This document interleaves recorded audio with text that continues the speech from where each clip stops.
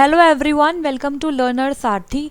आज की क्लास में हम डिस्कस करेंगे इलाहाबाद हाई कोर्ट का प्रीवियस ईयर पेपर 2019 का। इस पेपर में हम कवर करने वाले हैं कंप्यूटर नॉलेज के पार्ट को। और यहाँ पे आप जानते हो इलाहाबाद हाई कोर्ट के आरओ एआरओ के एग्ज़ाम में 20 मार्क्स में आपको कंप्यूटर का पार्ट देखने को मिलेगा।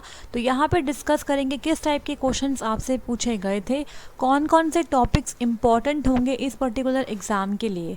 तो यहाँ पे ये क्लास आपके लिए काफ़ी इंपॉर्टेंट होने वाली है। और हमारे चैनल लर्नर सारथी पर थ्योरी क्लासेस स्टार्ट हो चुकी है कंप्यूटर नॉलेज के लिए, जो आपको काफ़ी हेल्प करेगी यूपीपीसीएल के कोई भी एग्ज़ाम में और Allahabad high court RO ARO और कंप्यूटर असिस्टेंट के एग्ज़ाम के अंदर। ठीक है, तो स्टार्ट करेंगे आज की क्लास को। और यहाँ पे हम डिस्कस करने वाले हैं कंप्यूटर नॉलेज को। लर्नर सारथी पर डेली आपको फ्री क्लास मिल रही है थ्योरी वाली। आप उस क्लास को देख सकते हो ताकि कंप्यूटर के पार्ट में आपको कोई भी दिक्कत ना आए। ठीक है, तो यहाँ पे स्टार्ट करेंगे आपके कंप्यूटर पार्ट को। तो यहाँ पे क्वेश्चन नंबर 61 से कंप्यूटर के क्वेश्चन स्टार्ट हो रहे हैं। Just a minute.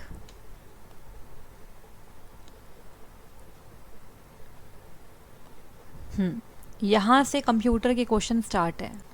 तो यहाँ पे हम स्टार्ट करेंगे क्वेश्चन नंबर 61 से। आपको क्वेश्चंस हिंदी और इंग्लिश दोनों लैंग्वेज में मिलने वाला है। जिस भी लैंग्वेज में आप सुटेबल हो उस लैंग्वेज में आप क्वेश्चन को अटेम्प्ट कर सकते हो। ठीक है, देखो यहाँ पे क्या है, विच of the following is not a feature of computer. इनमें से कौन सा कंप्यूटर का फीचर नहीं है? स्पीड, स्टोरेज, इकोनॉमी या फिर रिलायबिलिटी। देखो, स्पीड तो होता है कंप्यूटर का फीचर, और कंप्यूटर की स्पीड ह्यूमन की स्पीड से काफ़ी फास्ट होती है। Next is storage. Yes, definitely computer में होता है स्टोरेज, जिसे हम बोलते हैं मेमोरी, जहाँ पर डेटा और इंस्ट्रक्शन स्टोर होते हैं फॉर फ्यूचर पर्पस। इसके बाद इकोनॉमी का कोई मतलब नहीं होता कंप्यूटर के साथ। Next is reliability.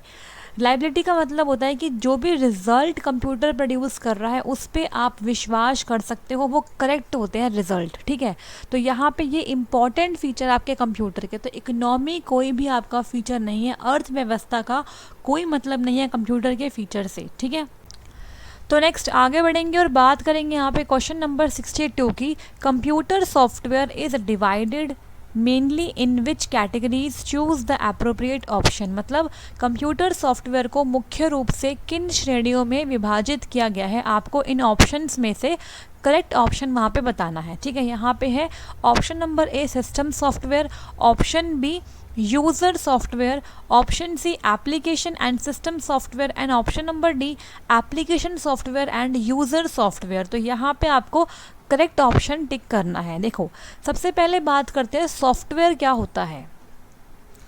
देखो, अगर बात करूँ सॉफ्टवेयर की तो सेट ऑफ प्रोग्राम से मिलके बनता है आपका सॉफ्टवेयर। सबसे पहले बात करते हैं प्रोग्राम क्या होता है। हम कुछ इंस्ट्रक्शंस लिखते हैं, सेट ऑफ इंस्ट्रक्शन से मिलके बनता है आपका एक प्रोग्राम। ठीक है, अब वो प्रोग्राम किसी भी फंक्शन को परफॉर्म कर सकता है। फिर अलग अलग प्रोग्राम्स को क्रिएट हम करते हैं, तो अलग अलग प्रोग्राम्स को कंबाइन जब करते हैं और उसका एक सेट बनाते हैं, उसे बोलते हैं सॉफ्टवेयर। अब आपका सॉफ्टवेयर किसी भी पर्टिकुलर फंक्शनैलिटी को परफॉर्म कर सकता है। लेट्स सपोज हमारा सॉफ्टवेयर है वो टैली का सॉफ्टवेयर है। ठीक है, या फिर हमारे पास कोई ऐसा सॉफ्टवेयर है जिसके अंदर हम वर्ड प्रोसेसिंग कर सकते हैं। तो अलग अलग प्रोग्राम्स पर आपके अलग अलग सॉफ्टवेयर बनते हैं। ठीक है, तो यहाँ पे मेनली हमने सॉफ्टवेयर को दो कैटेगरी में डिवाइड किया है। First is application software and second is system software. ठीक है, सिस्टम सॉफ्टवेयर आपके वो होते हैं जो क्या करते हैं, आपके सिस्टम के लिए बहुत इंपॉर्टेंट है। जैसे कि आपका ऑपरेटिंग सिस्टम, जो आपके पूरे सिस्टम की फंक्शनैलिटीज़ को मेंटेन करके रखते हैं। अगर आपके सिस्टम के अंदर ऑपरेटिंग सिस्टम नहीं होगा, जैसे कि विंडोज़, मैक, लिनक्स, अबंतु, तो आपका जो आपका कंप्यूटर सिस्टम है वो काम कैसे करेगा? पूरे सिस्टम के रिसोर्सेज को कंट्रोल करने के लिए हम इस्तेमाल करते हैं सिस्टम सॉफ्टवेयर का। और एक आपका होता है एप्लीकेशन सॉफ्टवेयर, जो अलग अलग एप्लीकेशंस के लिए होता है। जैसे कि माइक्रोसॉफ्ट वर्ड है, माइक्रोसॉफ्ट एक्सेल है, पेंट है। ठीक है, VLC मीडिया प्लेयर है। तो अलग अलग एप्लीकेशंस के लिए, म्यूज़िक के लिए अलग एप्लीकेशन है, अगर आपको ड्राइंग करनी है उसकी अलग एप्लीकेशन है, तो डिपेंड अपॉन द एप्लीकेशन आपके अलग अलग सॉफ्टवेयर होते हैं। और सिस्टम सॉफ्टवेयर वो सॉफ्टवेयर होते हैं जो आपके सिस्टम की फंक्शनैलिटीज़ को मेंटेन करके रखते हैं। कैसे रिसोर्सेज मैनेज होंगे, कैसे प्रोसेस मैनेजमेंट करना है, मेमोरी मैनेजमेंट कैसे होगा, ये सब चीज़ें मेंटेन करते हैं आपके सिस्टम सॉफ्टवेयर, जिसके अंदर आपके कंपाइलर्स भी आते हैं, असेंबलर्स भी आते हैं, ठीक है। और इसके अलावा आते हैं आपके ऑपरेटिंग सिस्टम। इसके बाद हम अपनी थ्योरी क्लास में नेक्स्ट क्लास में कवर करेंगे हार्डवेयर और सॉफ्टवेयर को, तो वहाँ पे इन डिटेल में डिस्कस करेंगे क्या होते हैं आपके एप्लीकेशन सॉफ्टवेयर और सिस्टम सॉफ्टवेयर। एक और कैटेगरी होती है जैसे हम बोलते हैं यूटिलिटी सॉफ्टवेयर, वो आपके सिस्टम सॉफ्टवेयर की सब कैटेगरी कहलाती है, उसे बोलते हैं यूटिलिटी सॉफ्टवेयर, जिसके अंदर आपके एंटीवायरस वगैरह आते हैं, ठीक है। Next is question number 63। तो यहाँ पे इसका आंसर था ऑप्शन नंबर सी। 63 में क्या बोला गया है, विच of the following is not a part of operation of instruction cycle. Instruction cycle में ये इनमें से कौन सा उसका पार्ट नहीं है, फेच, इनडायरेक्ट, एग्जीक्यूट या फिर मेमोरी। तो जब हम इंस्ट्रक्शन साइकिल पढ़ेंगे तब इन डिटेल पढ़ेंगे इन सभी ऑपरेशंस को। अभी के लिए आपको मैं शॉर्ट में एक्सप्लेन कर रही हूँ कि क्या होती है आपकी इंस्ट्रक्शन साइकिल। तो यहाँ पे मेरे पास एक कंटेंट ही पीडीएफ है, यहाँ से आपको और भी अच्छे से क्लियर हो जाएगा क्या होता है आपका इंस्ट्रक्शन साइकिल, ठीक है। देखो, the structure of the instruction cycle defines the processing of a single instruction. Instruction cycle का मतलब क्या है, जो एक एक इंस्ट्रक्शन आपके प्रोग्राम में लिखा हुआ है वो किस तरीके से प्रोसेस करता है आपका सिस्टम, कौन सी साइकिल वो फॉलो करता है, उसे बोलते हैं instruction cycle. The processing of instruction takes various form during the occurrence of an interrupt और if there is indirect addressing present in the instruction. In this section we will discuss various form of the instruction cycle. तो instruction cycle की ना अलग अलग form है, depend करता है कि आपके सिस्टम में इंस्ट्रक्शन को एग्जीक्यूट करते टाइम अगर इंटरप्ट आ गया है या फिर उसके अंदर इनडायरेक्ट एड्रेसिंग इन्वॉल्व है तो उस अकॉर्डिंग इंस्ट्रक्शन साइकिल चेंज हो जाती है, ठीक है। तो अगर हम बताएं शॉर्ट में कि क्या होता है इंस्ट्रक्शन साइकिल, देखो, the process involved in the execution of single instruction is termed as instruction cycle. वो प्रोसेस जिसकी हेल्प से आप एक सिंगल इंस्ट्रक्शन को एग्जीक्यूट करते हो उसे बोलते हैं क्या, इंस्ट्रक्शन साइकिल। अगर बात करें बेसिक इंस्ट्रक्शन साइकिल की तो उसमें आपके होते हैं दो स्टेप्स, फैच करो इंस्ट्रक्शन को और उसे एग्जीक्यूट कर दो। To execute an instruction, the processor first read the instruction from the memory, which is called as fetching, and then the fetched instruction is executed. सबसे पहले आपका इंस्ट्रक्शन जो आपका प्रोसेसर है उसे अगर कोई भी इंस्ट्रक्शन को एग्जीक्यूट करना है तो सबसे पहले तो रीड करेगा ना वो, तो रीड करने के लिए वो मेमोरी में जाएगा और इंस्ट्रक्शन को रीड करेगा। तो जब आपका प्रोसेसर मेमोरी से इंस्ट्रक्शन को रीड करता है उसे बोलते हैं फेचिंग करना, मतलब इंस्ट्रक्शन को फेच कर लिया। उसके बाद उसे हम प्रोसेस करते हैं और प्रोसेस करने को हम बोलते हैं एग्जीक्यूट करना, ठीक है। फिर उसके बाद हम उसकी एग्जीक्यूशन करते हैं। तो यहाँ पे आपकी दो साइकिल होती है, फेच साइकिल और एग्जीक्यूट साइकिल, ठीक है। तो इसके बारे में पढ़ेंगे डिटेल में अपनी थ्योरी क्लासेस के अंदर। तो यहाँ पे जो डायग्राम दिया हुआ है ना, ये आपका है बेसिक इंस्ट्रक्शन साइकिल का। लेकिन कई बार क्या हो जाता है, आपकी साइकिल के अंदर इंटरप्ट भी आ जाता है, तो उस केस में हमें इंटरप्ट को भी हैंडल करना पड़ता है, उसको भी आपको सर्विस टाइम देना पड़ता है। तो उसके अंदर इंटरप्ट साइकिल को भी आपको इंक्लूड करना पड़ेगा। इसके अलावा यहाँ पे अगर आपके इंस्ट्रक्शन के अंदर इनडायरेक्ट एड्रेसिंग है तो वहाँ पे आपको क्या करना पड़ेगा, इनडायरेक्ट साइकिल को भी उसके अंदर इंक्लूड करना पड़ेगा। तो यहाँ पे इस टाइप से पहले आप क्या करोगे, फेच करोगे, फिर अगर इनडायरेक्ट एड्रेसिंग है तो वहाँ पे जाओगे, देन एग्जीक्यूट करेंगे, और फिर अगर इंटरप्ट आ गया तो इंटरप्ट को आप क्या करोगे, पहले सर्विस करोगे, उसके बाद फिर इस टाइप से आपकी साइकिल चलती रहती है, ठीक है। और अगर मान लो उसके अलावा कोई और इंस्ट्रक्शन बचा है तो उसे भी एग्जीक्यूट करेंगे एंड देन फिर आप ख़त्म करेंगे अपने प्रोग्राम के एग्जीक्यूशन को। तो इस टाइप से अलग अलग इंस्ट्रक्शन साइकिल होती है, डिपेंड करते हैं कि आपके इंस्ट्रक्शन में क्या क्या इंक्लूडेड है, ठीक है। तो ये सब पढ़ाएंगे आपको जब आप थ्योरी क्लास लेंगे। थ्योरी क्लास के अंदर हम पढ़ेंगे इंस्ट्रक्शन साइकिल को इन डिटेल में। तो यहाँ पे आपसे क्या पूछा था, देखो एक बार क्वेश्चन में आते हैं वापस से। क्वेश्चन में बोला गया है कि इनमें से कौन सा ऑपरेशन नहीं होता इंस्ट्रक्शन साइकिल के अंदर। तो फेच तो होता है, एग्जीक्यूट होता है और इनडायरेक्ट भी होता है, मेमोरी कोई ऑपरेशन नहीं होता है। इस वाले क्वेश्चन को तो आप डायरेक्टली ऑप्शन से ही निकाल सकते हो कि मेमोरी तो कोई ऑपरेशन होता ही नहीं है, वो तो एक स्टोरेज एरिया है जहाँ जिसके अंदर आप अपने डेटा और इंस्ट्रक्शन को स्टोर कर सकते हो। यहाँ पे ये कोई ऑपरेशन नहीं होता है, ठीक है। मेमोरी से इंस्ट्रक्शन को रीड करना कहलाता है फेच, और उस इंस्ट्रक्शन को एग्जीक्यूट करवाना, उसकी प्रोसेसिंग करना थ्रू प्रोसेसर कहलाता है एग्जीक्यूट। और इनडायरेक्ट का मतलब क्या होता है, जब आपके इंस्ट्रक्शन में इनडायरेक्ट एड्रेसिंग होती है तब आप उसे भी इंक्लूड कर देते हो, ठीक है। तो यहाँ पे आपको मैंने शॉर्ट में एक्सप्लेन किया इंस्ट्रक्शन साइकिल क्या होती है।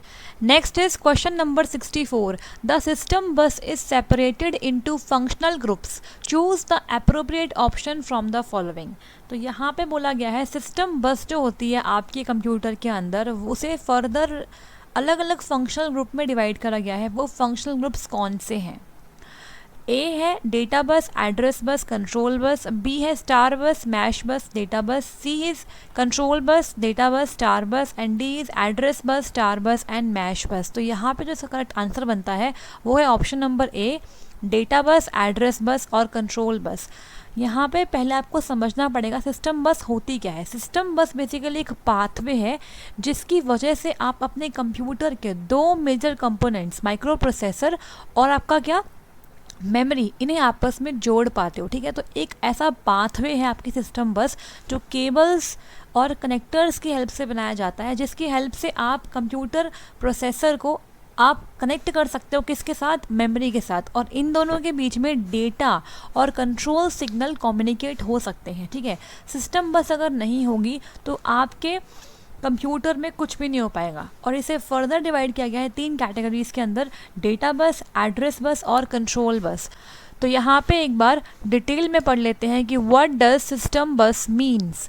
The system bus is a pathway composed of cables and connectors used to carry data between a computer microprocessor and the main memory। बिल्कुल ठीक बात है।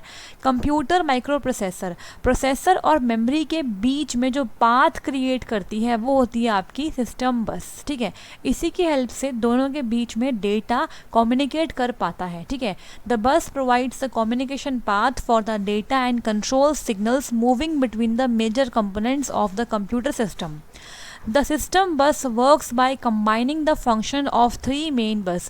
सिस्टम बस को फर्दर 3 इंपॉर्टेंट बस में डिवाइड करा गया है। कौन कौन सी?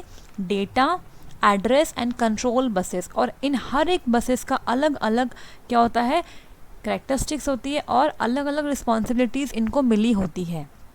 तो यहाँ पे एक बार शॉर्ट में पढ़ लो कि कौन कौन सी रिस्पॉन्सिबिलिटी होती है इन तीनों बसेस की। The control bus carries the control और timing and coordination signals to manage the various functions across the system. Control bus maintain करती है कि कितने टाइम के अंदर आपका जो ट्रांसफ़र ऑफ डेटा है वो कंप्लीट होना चाहिए। कंट्रोल सिग्नल्स ये सेंड करती रहती है कोऑर्डिनेट करने के लिए बिटवीन सेंटर एंड रिसीवर। इसके बाद address bus is use to specify the memory locations for the data being transferred. किस एड्रेस पे आपको डेटा ट्रांसफ़र करना है और कहाँ से फेच करना है, उसका एड्रेस क्या है, उसके लिए एड्रेस बस रिस्पॉन्सिबल होती है। The data bus, which is a bidirectional path, carries the actual data between the processor and the memory and the peripherals। Data bus आपका एक bidirectional path होता है जो दोनों डायरेक्शंस में वर्क करता है, ठीक है। तो यहाँ पे ये वो बस है जो आपका एक्चुअल डेटा कैरी करती है, जिसको आपको ट्रांसफ़र करना है प्रोसेसर, मेमोरी और आपके अदर पेरिफेरल्स के बीच के अंदर। तो ये 3 आपके अलग अलग बसेज हैं, इनकी अलग अलग रिस्पॉन्सिबिलिटी होती है और इन तीनों को कंबाइन करके बोलते हैं सिस्टम बस, ठीक है। तो यहाँ पे मैंने आपको शॉर्ट में बता दिया कि क्या होती है सिस्टम बस। थ्योरी क्लास में डिस्कस करेंगे इन डिटेल में सिस्टम बस के बारे में विद डायग्राम, ठीक है। तो यहाँ पे इसका आंसर है ऑप्शन नंबर ए, data bus, address bus, control bus. देखो यहाँ पे क्या है, जो क्वेश्चंस पूछे जा रहे हैं ना, ये बहुत ही बेसिक से क्वेश्चन है। आपको सिर्फ बेसिक आइडिया लेना है किस टाइप से सिस्टम बस होती है, कौन कौन से उसके फर्दर फंक्शनल ग्रुप्स होते हैं और उनका क्या क्या काम है। इन डेप्थ आपको थ्योरी नहीं पढ़नी है, सिर्फ ऊपर ऊपर से आपको चीज़ों को समझना है। आपको बेसिक आइडिया हो कि क्या होती है सिस्टम बस, क्या होती है एड्रेस बस, क्या है डेटा बस, क्या है कंट्रोल बस। समझ में आया? आगे बढ़ेंगे और बात करेंगे यहाँ पे क्वेश्चन नंबर 65 की। For converting the raw input data to the useful information all the computer systems perform the basic process. बहुत ही आसान सा क्वेश्चन है। अगर जो रॉ इनपुट है, देखो यहाँ पे ये क्या है, आपका इनपुट है, यहाँ पे इसका हुआ प्रोसेसिंग, इसे हमने प्रोसेस करा, और फिर यहाँ पे रिलीज हुआ आपका आउटपुट। ये बेसिक काम होता है आपके कंप्यूटर सिस्टम का, ठीक है। तो यहाँ पे आप देते हो रॉ डेटा। हम इस टॉपिक को कवर कर चुके हैं थ्योरी क्लास में, अगर आपको देखना है तो प्लेलिस्ट में जाके आप देख सकते हो। रॉ डेटा आपका प्रोसेस होने के बाद बन गया यूजफुल इंफॉर्मेशन, ठीक है।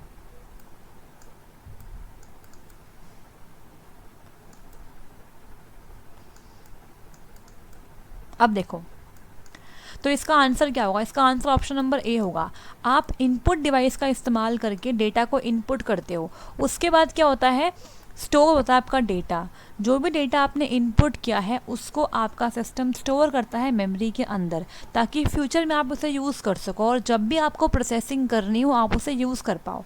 उसके बाद हम करते हैं उसकी प्रोसेसिंग, एंड प्रोसेसिंग करने के बाद आपका रॉ डेटा कन्वर्ट हो जाता है यूज़फुल इंफॉर्मेशन में, और उसके बाद लास्ट स्टेप होता है कंट्रोल। मतलब इन चारों स्टेप्स को कंट्रोल करने का तरीका, किस टाइप से आप इन चारों स्टेप को कंट्रोल करोगे, ठीक है, क्या वर्क फ्लो होगा, ये पूरा आपका कहलाता है basic operations of computer system, जिसे हम कवर कर चुके हैं अपनी थ्योरी क्लासेस के अंदर, ठीक है। तो अगर आपको क्लासेस देखनी है तो प्लेलिस्ट में जाओ और आपको सारी कंप्यूटर नॉलेज की क्लास वहाँ मिलेगी। अभी तक 5 क्लास हो चुकी है, आगे भी इस तरीके से क्लास चलती रहेंगी और आपको अच्छे अच्छे कंटेंट वहाँ मिलेंगे, ताकि एग्ज़ाम में आपको कोई दिक्कत ना आए, ठीक है।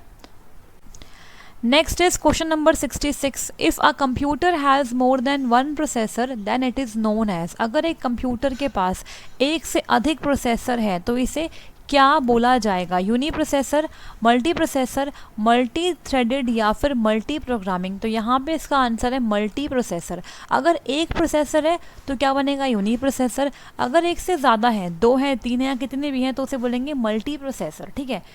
जो आपके घर में होता है सिस्टम, आपका डेस्कटॉप पीसी, वो आपका होता है यूनी प्रोसेसर, उसमें सिर्फ एक ही प्रोसेसर होता है। लेकिन बड़ी बड़ी एरियाज़ के अंदर क्या होता है, जहाँ पे आपका कंप्यूटर यूज़ होता है हाई पावर के लिए, वहाँ पर आपको एक से ज़्यादा प्रोसेसर की रिक्वायरमेंट पड़ सकती है, ठीक है। तो उसे बोलेंगे मल्टी प्रोसेसर्स, ठीक है। तो वहाँ पे मल्टी प्रोसेसर का कंसेप्ट काम करता है। मल्टी थ्रेडेड क्या होता है और मल्टी प्रोग्रामिंग, ये हम डिस्कस करेंगे आपके ऑपरेटिंग सिस्टम वाले चैप्टर के अंदर, जो कुछ ही दिनों में स्टार्ट होने वाला है थ्योरी क्लास के अंदर, ठीक है। तो यहाँ पे याद रखना, अगर एक से ज़्यादा प्रोसेसर हैं तो मल्टी प्रोसेसर आपका सिस्टम कहलाएगा। Next is question number 67. Which of the following terms is defined by a step by step description of how to arrive at a solution to a given problem. बहुत ही अच्छा question है। देखो, सबसे पहले जब हम प्रोग्रामिंग शुरू करते हैं ना, प्रोग्रामिंग का मतलब क्या होता है कि जो भी आपके सामने प्रॉब्लम है उसको सॉल्व करने के लिए आप एक प्रोग्राम बनाते हैं। तो उस प्रोग्राम को पहले बनाने से पहले ना, आपको पहले क्या करना पड़ता है, कुछ इंस्ट्रक्शंस को लिखना पड़ता है स्टेप बाय स्टेप, जिसे आप फॉलो करोगे अपने प्रॉब्लम के सलूशन तक पहुंचने के लिए। तो जब आप इंस्ट्रक्शंस को स्टेप बाय स्टेप लिखते हो, ये एक्सप्लेन करते हुए कि कैसे हमारा आंसर आएगा, रिजल्ट कैसे आएगा, तो उसे बोलते हैं क्या? एल्गोरिथम। तो कभी भी आप अगर देखो, कोई सल्यूशन आपको अगर निकालना है किसी प्रॉब्लम के रिगार्डिंग, तो हम सबसे पहले प्रोग्राम नहीं बनाते हैं। प्रोग्राम से पहले बनता है आपका algorithm and then flow chart. उसके बाद आपका प्रोग्राम क्रिएट होगा। किसी भी प्रोग्रामिंग लैंग्वेज का इस्तेमाल आप कर सकते हो, C++, पाइथन। लेकिन प्रॉब्लम को सॉल्व करने के लिए प्रोग्राम से पहले आपको एल्गोरिथम लिखनी पड़ती है। एल्गोरिथम में बेसिकली क्या होता है, आप स्टेप बाय स्टेप इंस्ट्रक्शन लिखते हो जिसे आप फॉलो करोगे। यहाँ पे आपको कोई भी सिंटेक्स को फॉलो करने की ज़रूरत नहीं होती है। एल्गोरिथम के अंदर आप इंग्लिश लैंग्वेज के अंदर भी स्टेप्स को लिख सकते हो। स्टेप 1 आपका होता है स्टार्ट, और लास्ट स्टेप आपका होता है क्या? स्टॉप। और बीच में आपके होते हैं अलग अलग स्टेप्स के अंदर इंस्ट्रक्शन। तो ये आपका स्टेप 1 है, और ये आपका लास्ट स्टेप होगा, ये लास्ट स्टेप है स्टॉप, और बीच में आपके क्या होते हैं, इंस्ट्रक्शंस होते हैं। तो इस टाइप से इंग्लिश लैंग्वेज के अंदर आप अपने इंस्ट्रक्शंस को लिख सकते हो। यहाँ पे कोई प्रोग्रामिंग लैंग्वेज का सिंटेक्स फॉलो करने की आपको ज़रूरत नहीं होती। एल्गोरिथम बनाने के बाद हम कन्वर्ट करते हैं एल्गोरिथम को पिक्टोरिकल रिप्रेजेंटेशन के अंदर, उसे बोलते हैं फ्लो चार्ट। ठीक है, एल्गोरिथम से ही बनता है आपका फ्लो चार्ट। उससे भी क्वेश्चन आपको पूछ सकते हैं कि फ्लो चार्ट क्या होता है। तो फ्लो चार्ट आपका होता है क्या, ग्राफिकल रिप्रेजेंटेशन, या फिर आप बोलो pictorial representation, pictorial representation. Algorithm को अगर आप ग्राफिकली या पिक्टोरिकली रिप्रेजेंट करोगे तो उसे बोलेंगे फ्लो चार्ट। ठीक है, तो यहाँ पे जैसे ही आपको कीवर्ड मिल जाए स्टेप बाय स्टेप, तो आपका आंसर होगा एल्गोरिथम। ठीक है, तो जब आप किसी भी प्रॉब्लम के सॉल्यूशन के लिए स्टेप बाय स्टेप डिस्क्रिप्शन लिखते हैं कि कैसे हम उसके रिजल्ट तक पहुंचेंगे, उसे बोलते हैं एल्गोरिथम। इसी के बाद आपका एक्चुअल प्रोग्राम बनता है, इसलिए प्रोग्राम इसका आंसर नहीं होगा। हार्डवेयर सॉफ्टवेयर तो बिल्कुल ही गलत ऑप्शन है यहाँ पे। ठीक है, next is question number 68। From the following where does the actual instruction execute during data processing. Data processing के टाइम पर जो एक्चुअल इंस्ट्रक्शन एग्जीक्यूशन है वो कहाँ पर होता है, अरिथमेटिक लॉजिक यूनिट के अंदर, इंफॉर्मेशन यूनिट के अंदर, स्टोरेज यूनिट के अंदर, या फिर आउटपुट यूनिट के अंदर। तो यहाँ पे इसका आंसर बनेगा अरिथमेटिक लॉजिक यूनिट के अंदर। आप सब लोग जानते हो कि इंस्ट्रक्शन को एग्जीक्यूट कौन करता है, आपका सीपीयू, और सीपीयू ही आपका होता है क्या, प्रोसेसर। ठीक है, तो सीपीयू के फर्दर होते हैं 3 इंपॉर्टेंट कंपोनेंट्स। ठीक है, 3 मेन कंपोनेंट्स होते हैं आपके सीपीयू के। कौन कौन से होते हैं पहले ये समझ लो, जिसके अंदर आपका आता है ALU, अरिथमेटिक लॉजिक यूनिट, ये फर्स्ट हो गया। Second is control unit CU, and third is memory unit, या फिर आप इसे स्टोरेज यूनिट भी कह सकते हो। ठीक है, तो ये 3 इंपॉर्टेंट कंपोनेंट्स होते हैं आपके सीपीयू में। तो यहाँ पे जो आपका डेटा प्रोसेसिंग के टाइम पे एक्चुअल इंस्ट्रक्शन एग्जीक्यूशन है वो आपका कहाँ पे होता है, ALU के अंदर होता है। इसके अंदर 2 सेक्शन होते हैं, अरिथमेटिक सेक्शन और लॉजिक सेक्शन। अगर आपके इंस्ट्रक्शन के अंदर अरिथमेटिक वाले ऑपरेशंस है तो उसके लिए आपका जो इंस्ट्रक्शन है वो एग्जीक्यूट होगा अरिथमेटिक वाले सेक्शन के अंदर, और अगर वहाँ पे लॉजिक की रिक्वायरमेंट है जैसे कि कंपेयर करना, मर्ज करना, सेलेक्ट करना, तो इसके लिए इस्तेमाल करेंगे लॉजिक सेक्शन का। ठीक है, तो यहाँ पे इसका आंसर बनेगा ऑप्शन नंबर A। हम ये टॉपिक कवर कर चुके हैं थ्योरी क्लास में, इसकी भी क्लास आपको मिल जाएगी प्लेलिस्ट के अंदर। Next is question number 69। Currently which generation computers are we using. अभी हम करंटली कौन से जनरेशन के कंप्यूटर्स को यूज़ कर रहे हैं। तो यहाँ पे इसका आंसर क्या बनेगा, 2nd, 5th, 6th या फिर 3rd। 6th तो अभी तक आई नहीं है और 2nd और 3rd जा चुकी है। तो अभी हम काम कर रहे हैं 5th जनरेशन ऑफ कंप्यूटर में। मैं जनरेशन ऑफ कंप्यूटर अपनी पहली क्लास में पढ़ा चुकी हूँ। तो देखो हमारे पास टोटल अभी तक हो चुके हैं 5th जनरेशन ऑफ कंप्यूटर्स। तो अलग अलग जनरेशन में अलग अलग हार्डवेयर कंपोनेंट का हमने इस्तेमाल किया है। अगर हम बात करें 5th जनरेशन की तो यहाँ पे हम यूज़ करते हैं आर्टिफिशियल इंटेलिजेंस का। ठीक है,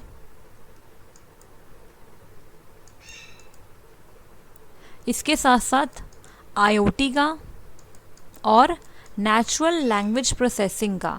तो ये सब टेक्नोलॉजीज़ पर आपकी बेस्ड है 5th जनरेशन, जिसमें प्रेजेंटली हम वर्क कर रहे हैं। ठीक है, तो यहाँ पे आपसे ऐसे पूछ सकते हैं कि 5th जनरेशन ऑफ कंप्यूटर किस ईयर में स्टार्ट हुई थी। ठीक है, या फिर आपसे ये पूछ सकते हैं कि 1st या फिर 2nd जनरेशन ऑफ कंप्यूटर की टाइमलाइन क्या है। तो आपको टाइमलाइन भी याद रखनी है और इनमें यूज़ होने वाला इंपॉर्टेंट हार्डवेयर कंपोनेंट भी याद रखना है। ठीक है, तो यहाँ से 2 टाइप के क्वेश्चन बन जाते हैं। और कई बार आपसे ये पूछ लेते हैं कि इस पर्टिकुलर जनरेशन के अंदर कौन से आपके कंप्यूटर्स, पॉपुलर कंप्यूटर्स के एग्जांपल्स यहाँ से पूछे जा सकते हैं। ठीक है, तो ये सब डिस्कस कर चुके हैं हम क्लास के अंदर, आप देख सकते हैं अगर आपको इन डिटेल पढ़ना है तो। ठीक है, नेक्स्ट आगे बढ़ेंगे और बात करेंगे यहाँ पे क्वेश्चन नंबर 70 की। विच device among the following is used in sending the digital data over the phone line। Phone line पे अगर आपको डिजिटल डेटा सेंड करना है तो इसके लिए किसका इस्तेमाल करेंगे? यूएसबी का, स्कैनर का, प्रिंटर का या फिर मॉडेम का? तो यहाँ पे यूएसबी की फुल फॉर्म भी इम्पॉर्टेंट है, पूछ सकते हैं। इसकी फुल फॉर्म होती है यूनिवर्सल सीरियल बस, ठीक है। जो आप पेन ड्राइव्स वगैरह यूज़ करते हो वो आपके यूएसबी ड्राइव्स के अंदर ही इंक्लूड होते हैं, यूनिवर्सल सीरियल बस। तो यहाँ पे इसका आंसर है मॉडेम। मॉडेम का इस्तेमाल करके इसकी फुल फॉर्म क्या होती है? मॉड्यूलेटर, डी मॉड्यूलेटर, मॉड्यूलेटर और डी मॉड्यूलेटर, ठीक है।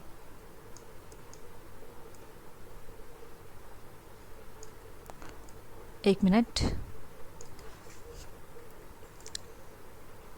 तो मॉडेम का इस्तेमाल करके आप फ़ोन लाइन पर क्या कर सकते हो? डिजिटल डेटा सेंड कर सकते हो, ठीक है। तो यहाँ पे इसका आंसर है मॉडेम। यूएसबी तो होगा नहीं। स्कैनर क्या होता है आप जानते हैं। स्कैनर के इस्तेमाल से हम क्या कर सकते हैं? किसी भी टाइप की हार्ड कॉपी को सॉफ्ट कॉपी में कन्वर्ट कर सकते हैं। और प्रिंटर क्या करता है? सॉफ्ट कॉपी को हार्ड कॉपी में प्रिंट करके देता है आपको, ठीक है। तो यहाँ पे मॉडेम आपका बिल्कुल ठीक आंसर है यहाँ पे। Next is question number 71। The computer system can store any kind of data in the form of 0 and 1 which is known as।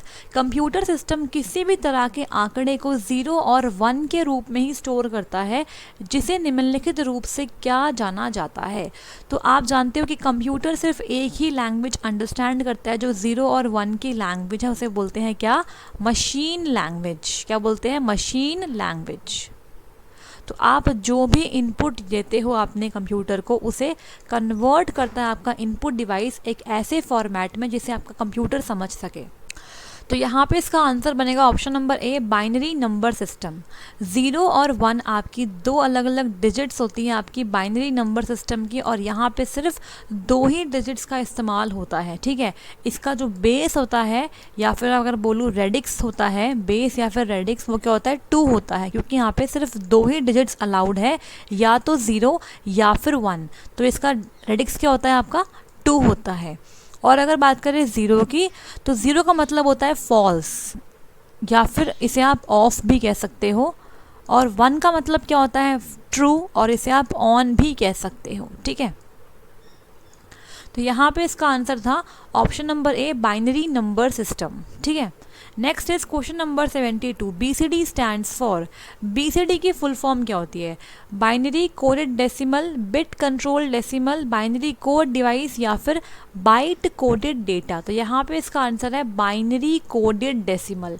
BCD एक नोटेशन है जिसका इस्तेमाल करके आप क्या कर सकते हो? डेसिमल नंबर्स को रिप्रेजेंट कर सकते हो। तो डेसिमल नंबर्स क्या होते हैं, बाइनरी नंबर्स क्या होता है, ये सब डिस्कस करेंगे आगे आने वाली क्लास नंबर सिस्टम के अंदर, ठीक है। तो यहाँ पे BCD स्टैंड्स फॉर का आंसर क्या बनेगा? Binary coded decimal. अब आगे बढ़ेंगे और बात करेंगे यहाँ पे क्वेश्चन नंबर 73 की।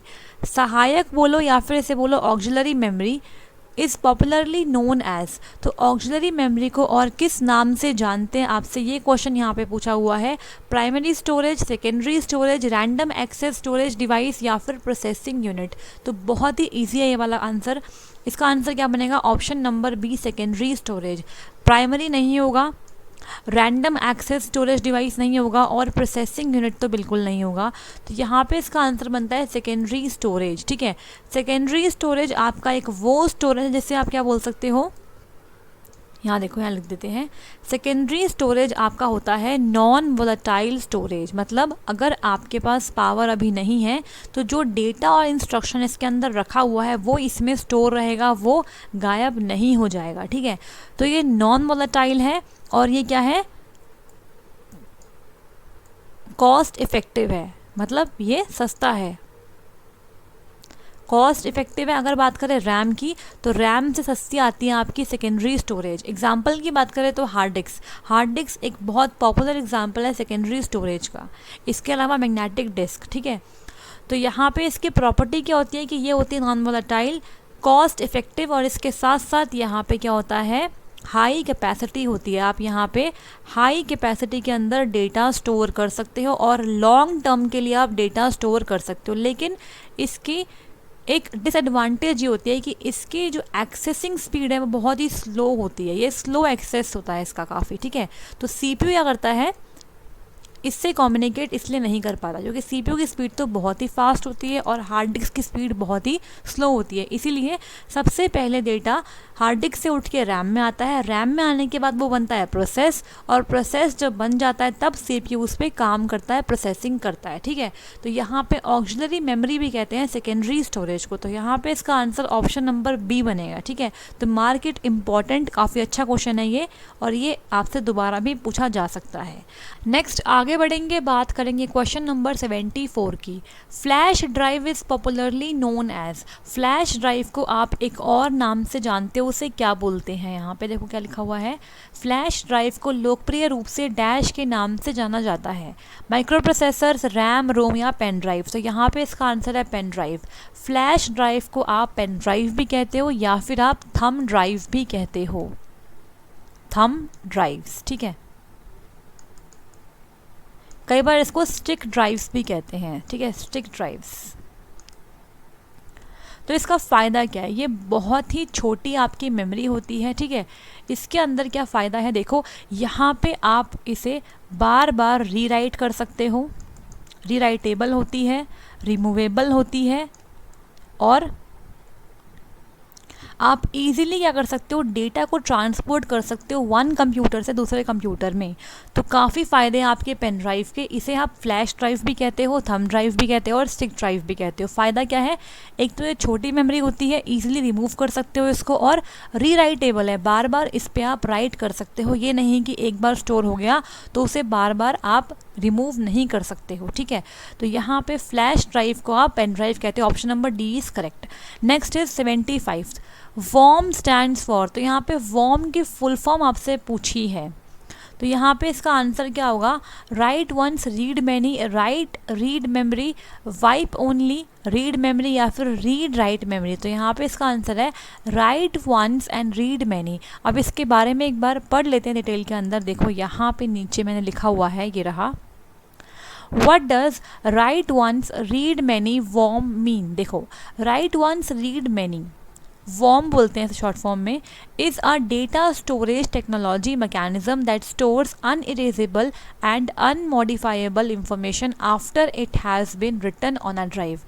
देखो ये एक टेक्नोलॉजी है जिसकी हेल्प से आप डेटा को स्टोर कर सकते हो एक ड्राइव के अंदर। अगर एक बार डेटा स्टोर हो गया तो उसके बाद आप उसे इरेज नहीं कर सकते और मॉडिफाई नहीं कर सकते। तो ये क्या है, टेक्नोलॉजी है, ठीक है। वॉर्म आपका ये वायरस वाला वॉर्म नहीं है, ठीक है। ये आपकी क्या है, टेक्नोलॉजी है जिसका इस्तेमाल करके आप एक ड्राइव पर अगर डेटा लिख देते हो एक बार तो उसे आप फिर इरेज नहीं कर सकते और उसे मॉडिफाई भी नहीं कर सकते हो। The data is stored on worm devices. These device disc store data in a non rewritable format, मतलब आप दोबारा उसे रीराइट नहीं कर सकते हो। To prevent the users from accidentally erasing or altering sensitive information, ठीक है। तो इसका फ़ायदा क्या होता है कि अगर कोई भी हैकर है या कोई भी इंट्रूडर है वो आपकी इंफॉर्मेशन को, आपकी सेंसिटिव इंफॉर्मेशन को ऑल्टर करना चाहता है तो वो नहीं कर पाएगा, बिकॉज डिस्क को आप रीराइट नहीं कर सकते हो। तो अगर एग्जाम्पल की बात करें यहाँ पे देखो, पहले ये समझ लो, WORM is also known as write once run anywhere, वोरा। तो कई बार आप वॉर्म को वोरा भी कहते हो, राइट वंस रन एनीवेयर, एक बार राइट कर दो और कहीं पर भी किसी प्लेटफॉर्म पे रन कर सकते हो। इसी के साथ साथ worm drives preceded the invention of the CDR and DVDR, तो इसके साथ ये स्टार्ट हुए थे। और अब रीड ओनली मेमोरी जो है रोम, वो एक पॉपुलर एग्जाम्पल है वॉर्म मीडियम का, ठीक है। तो रीड ओनली मेमोरी रोम एक पॉपुलर एग्जांपल है वॉर्म मीडियम का, क्योंकि अगर एक बार उसके अंदर डेटा राइट हो गया उसके बाद आप उसे सिर्फ रीड कर सकते हो, रीराइट नहीं कर सकते हो, ठीक है। मैन्युफैक्चरर एंड पे ही उसमें डेटा और इंस्ट्रक्शन डले होते हैं, उसको आप बार बार चेंज नहीं कर सकते, इरेज नहीं कर सकते। तो यहाँ पे वॉर्म मीडियम का एक पॉपुलर एग्जाम्पल आपका रोम है, ठीक है। ये अनचेंजेबल होता है बिल्कुल। आगे बढ़ेंगे और बात करेंगे यहाँ पे क्वेश्चन नंबर 76 की। Choose the compile time error from the following option. देखो, जब भी आप कोई प्रोग्राम बनाते हो किसी भी लैंग्वेज के अंदर, सबसे पहले प्रोग्राम बनाने के बाद आप उसे कंपाइल करते हो और फिर रन करते हो, ठीक है। रन करने के बाद आपको आउटपुट स्क्रीन पे आउटपुट दिखता है अगर कोई एरर नहीं है, लेकिन कंपाइल टाइम पे भी आपको एरर्स मिल जाती हैं अगर एरर है तो कंपाइल टाइम पे कौन सी एरर्स आपको मिलती है? Logic errors, syntax errors, application error या फिर टेस्टिंग एरर।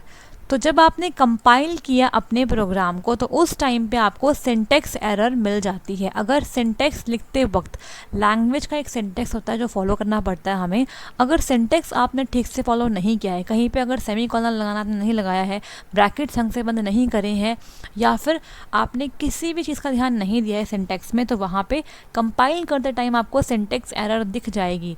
जब तक आप उसे ठीक नहीं करोगे आप उसे आगे रन नहीं कर पाओगे, ठीक है। तो यहाँ पे सिंटेक्स एरर क्या होती है? आपकी होती है कंपाइल टाइम एरर, और लॉजिक एरर जो होती है ना वो आपकी होती है रन टाइम एरर्स, ठीक है। रन टाइम पे ही आपको आइडिया मिलता है कि लॉजिक में एरर हुई है।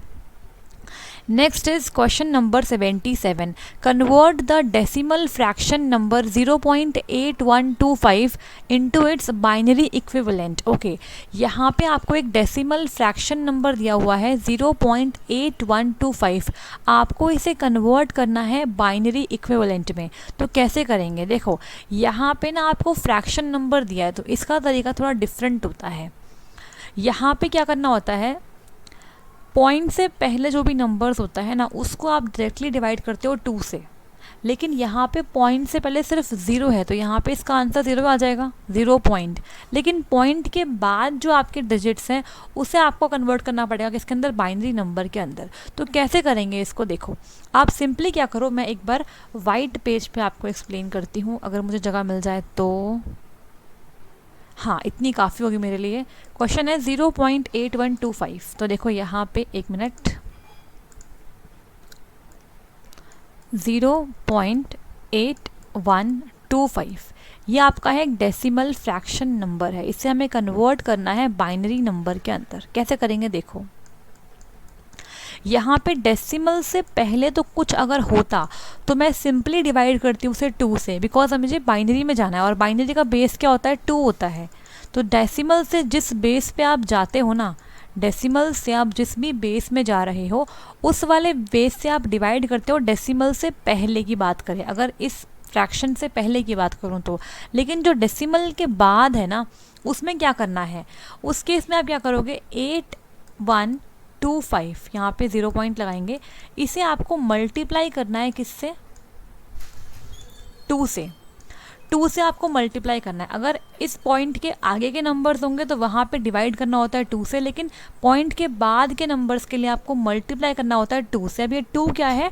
2 वो वाली बेस है जिसमें हम जा रहे हैं। हम डेसिमल से बाइनरी में जाएंगे तो हम 2 से ही मल्टीप्लाई करेंगे। अगर जाएंगे ऑक्टल में तो 8 से करेंगे मल्टीप्लाई। अगर जाएंगे हेक्साडेसिमल में तो 16 से करना पड़ेगा मल्टीप्लाई। तो यहाँ पे हम इसे मल्टीप्लाई करेंगे। 2 5 जो हो गया 10, 1 5 हो गए यहाँ पे 2, और 2 8 जो यहाँ पे 16, और यहाँ पे 1 और 1। तो यहाँ पे आंसर आया 1.6250। तो यहाँ पे आपको इस डेसिमल से पहले वाले डिजिट को छोड़ देना है और जो बाकी बचा है 0.6250 इसको फिर से मल्टीप्लाई करना पड़ेगा 2 से, जो इसकी बेस है बाइनरी की उससे। कब तक मल्टीप्लाई करना है? जब तक पॉइंट के बाद सब कुछ 0 ना हो जाए। अगर पॉइंट के बाद सब कुछ 0 नहीं हो पा रहा है तो आप पॉइंट के बाद 3 डिजिट्स तक भी या फिर 4 तक भी डिजिट्स तक आंसर रख सकते हैं, ठीक है। जैसे कि यहाँ पे मल्टीप्लाई किया तो यहाँ पे 0 हो गया, यहाँ पे 10, 4 और ये 5, 2 6 4 12 और यहाँ पे आया 1। तो अब यहाँ पे 1 आ गया, 1 को आप छोड़ देंगे। इसके बाद जो बचा 0.2500 को मल्टीप्लाई करना है 2 से। मल्टीप्लाई करेंगे तो यहाँ पे 0 0 2 5 जा 10, 1 2 2 जा 4 और 5 और 0.5000। तो यहाँ पे आपको 0 छोड़ देना है। फिर जो बचा यहाँ पे क्या बचेगा? यहाँ पे थोड़ा नीचे कर लेते हैं। देखो यहाँ पे आएगा 0.5000। इसको मल्टीप्लाई करेंगे 2 से तो यहाँ पे आंसर आएगा 0 0 0 2 5 जा 10, 0 और 1 आपका गया कैरी, यहाँ पे आ गया 1। तो पॉइंट के बाद सारे ज़ीरो हो गए, 0 0 0 0। यहीं तक हमें इस प्रोसीजर को कंटिन्यू करना है। यहाँ पे आपको 1 मिल गया, पहले मिला 1, फिर 1, फिर 0, फिर 1। जब तक पॉइंट के बाद सब कुछ 0 ना आ जाए तब तक आपको मल्टीप्लाई करना है 2 से। अगर मल्टीप्लाई करते करते बहुत टाइम हो गया है, ठीक है, जैसे कि आपने यहाँ किया, यहाँ किया, यहाँ किया, यहाँ किया, इसके बाद भी नहीं आ रहा 0, तो आप पॉइंट के बाद 3 या 4 डिजिट्स के बाद भी छोड़ सकते हो, ठीक है। जैसे कि यहाँ पे आपका आंसर क्या बना, 0 का तो 0 आ गया, पॉइंट के आगे जो 0 है उसका 0 आ गया। इसके बाद यहाँ से आपको लिखना स्टार्ट करना है। 1 आया था पहले, डेसिमल से पहले जो आया वहाँ लिख दो, फिर 1 आया था, फिर 0 आया था और एंड में आपका क्या आया था, 1 आया था। तो 0.1101 ये इसका आंसर बन जाएगा जब आपने डेसिमल फ्रैक्शन नंबर को कन्वर्ट करा बाइनरी नोटेशन के अंदर, ठीक है। तो यहाँ पे इसका आंसर आया 0.1101। तो इसका आंसर है ऑप्शन नंबर डी, 0.1101। तो इस तरीके से आपको करना है क्या, डेसिमल फ्रैक्शन नंबर को बाइनरी इक्विवेलेंट में कन्वर्ट। क्लियर हो गया। अब इसके बाद यहाँ पे आएंगे नीचे और नेक्स्ट क्वेश्चन देखते हैं। Convert the decimal number 759 into its equivalent octal number. अब यहाँ पे आपको डेसिमल नंबर 759, ये फ्रैक्शन नंबर नहीं है, ठीक है, ये होल नंबर है, इसे आपको कन्वर्ट करना है ऑक्टल नंबर इक्विवेलेंट के अंदर। तो मैंने आपको बताया था अगर आपको डेसिमल नंबर को किसी भी नोटेशन में कन्वर्ट करना है तो आप डिवाइड करोगे उसे उस नोटेशन के रेडिक्स से जिसमें आपको जाना है। जैसे कि हमें जाना है ऑक्टल में, तो ऑक्टल नंबर का जो बेस होता है या फिर रेडिक्स होता है, देखो बेस और रेडिक्स बिल्कुल सेम बात है, ठीक है। तो जो इसका बेस होता है ना वो होता है 8, मतलब यहाँ पे 0 से लेकर 7 तक ही डिजिट्स आ सकती है। तो आप काउंट कर लो 0 to 7, टोटल आपके हो गई 8 डिजिट्स। तो यहाँ पे सिर्फ 8 डिजिट्स अलाउड है 0 से लेकर 7 तक, ठीक है। तो अगर मुझे 759 को कन्वर्ट करना है ऑक्टल में तो क्या करेंगे, हम डिवाइड करेंगे इस 8 बेस से। तो यहाँ पे हम डिवाइड करेंगे 759 को 8 से, तो यहाँ पे लिखते हैं 759 और 8 से यहाँ पे डिवाइड करना। इस तरीके से आप डिवाइड करोगे। देखो 8 के टेबल में 75 नहीं आता लेकिन 72 आता है। 8 9 जा 72, तो 8 9 जा आपका होता है 72। अब 75 में से 72 जाएगा तो आपका आएगा 3 रिमाइंडर। इसके बाद 9 यहाँ आ जाएगा 39, तो 8 4 जा होता है 32 यहाँ जाएगा तो आंसर कितना आएगा आपका 9 - 2 7, ठीक है। तो 7 यहाँ पे रिमाइंडर बचेगा, तो रिमाइंडर आपको यहाँ पे लिखना है। यहाँ पे हमने क्वोशंट लिखा, यहाँ पे रिमाइंडर लिखा, ठीक है। इसके बाद आप फिर से इसे 8 से डिवाइड करोगे, जब तक डिवाइड करोगे जब तक आपका जो आंसर है वो 0 से लेके 7 डिजिट्स के अंदर ना आ जाए, ठीक है। देखो कैसे करना है। यहाँ पे 8 के टेबल में 94 कैसे आएगा, 8 1 जा 8, यहाँ बच गया 14 बच गया, तो 8 2 होता है 16, मतलब ये फिर से 1 पे जाएगा। तो अब आपको 14 में से 8 माइनस करना पड़ेगा, आंसर आएगा आपका 6, तो 6 यहाँ पे आ गया, ठीक है। इसके बाद दोबारा करोगे आप डिवाइड, तो 8 1 जा होता है 8 और 11 में से 8 गया तो आंसर आएगा 3। अब यहाँ पे आपका आंसर आया 1। अब इसको फर्दर आपको 8 से डिवाइड करने की ज़रूरत नहीं है, क्योंकि 1 को अगर आप 8 से डिवाइड करोगे तो आंसर 1 ही रहेगा, क्योंकि जो आपका 1 है ना ये 0 से लेके 7 के बीच में आता है। तो इसको आपको डिवाइड करने की ज़रूरत नहीं है। जितने भी नंबर्स यहाँ पे आप देख रहे हो ना 1 3 6 7, ये सब क्या है आपके 0 से लेके 7 की रेंज के ही नंबर्स हैं। तो यहाँ पे आपको नीचे से लेके ऊपर की तरफ आपको आंसर लिखना होता है हर केस में। तो यहाँ पे आंसर आया 1 3 6 7 और इसका जो बेस है वो है इसका 8। ऑक्टल के लिए 8 होता है बेस। तो 1 3 6 7 ये है ऑक्टल इक्विवेलेंट किस नंबर के लिए, 759 के लिए, ठीक है। तो इस तरीके से हमने कन्वर्ट किया डेसिमल नंबर 759 को ऑक्टल इक्विवेलेंट में। तो आंसर इस ऑप्शन नंबर सी 1 3 6 7। तो आई होप आपको यहाँ पे समझ में आ गया होगा। अगर कोई डाउट है तो आप कमेंट सेक्शन में कमेंट कर सकते हो और आगे आने वाली क्लास के अंदर हम थ्योरी में डिस्कस करेंगे नंबर सिस्टम इन डिटेल में, जहाँ पे डेसिमल, ऑक्टल, हेक्साडेसिमल, बाइनरी सभी को करेंगे इन डिटेल में, ठीक है। और यहाँ पे हम फ्रैक्शन नंबर भी पढ़ेंगे, ठीक है, इस टाइप से कैसे करते हैं। आगे बढ़ते हैं और बात करते हैं क्वेश्चन नंबर 79 की। Data entry can not be captured by which of the following options, ठीक है। Next is question number 79, data entry can not be captured by which of the following options. ठीक है, इनमें से किस ऑप्शन का इस्तेमाल करके आप डेटा की एंट्री को कैप्चर नहीं कर सकते? OCR, OMR, कॉम या फिर MICR।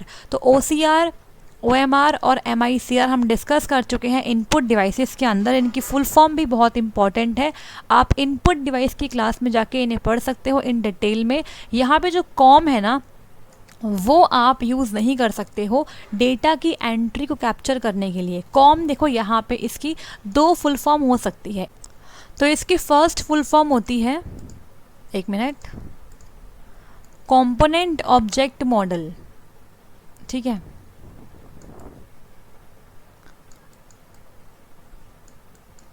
और सेकंड इसकी फुल फॉर्म होती है .com। जो होता है वो आपका क्या होता है, कमर्शियल यूसेज के लिए आपका एक डोमेन होता है, डोमेन का टाइप होता है। कमर्शियल यूसेज के लिए डोमेन नेम होता है आपका .com। ठीक है, तो यहाँ पे दो इसके अलग अलग फुल फॉर्म बनती है।